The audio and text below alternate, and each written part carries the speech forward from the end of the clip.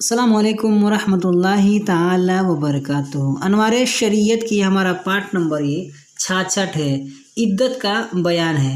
यहाँ से हम पढ़ेंगे। चलिए वीडियो को शुरू करते हैं। बिस्मिल्लाहिर्रहमानिर्रहीम। सवाल, इद्दत कितने दिन की होती है? जवाब, बेवा औरत अगर हामिला हो तो उसकी इद्दत बच्चा पैदा होना है, और बेवा अगर हामिला न हो तो उसकी इद्दत 4 महीना 10 दिन है। और तलाक वाली औरत अगर हामिला हो तो उसकी इद्दत भी बच्चा जनना है। और तलाक वाली औरत अगर आयशा यानी 55 साल या नाबालिगा हो तो उसकी इद्दत 3 माह है।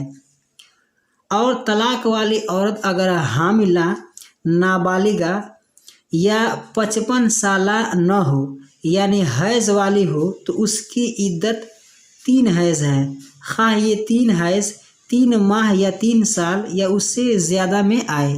नोट नंबर 1 दिया गया, तलाक वाली गैर मदखूला औरत यानी जिससे शोहर ने हम बिस्तरी नहीं की है और उससे तन्हाई भी नहीं हुई, तो ऐसी औरत के लिए कोई इद्दत नहीं। अवाम में जो मशहूर है कि तलाक वाली औरत की इद्दत 3 महीना 13 दिन है, तो ये बिल्कुल गलत और बेबुनियाद है, जिसकी शरीयत में कोई असल नहीं। इसकी वीडियो में बस इतना ही। वीडियो पसंद आई तो वीडियो को लाइक करें, अपने दोस्तों के साथ शेयर करें।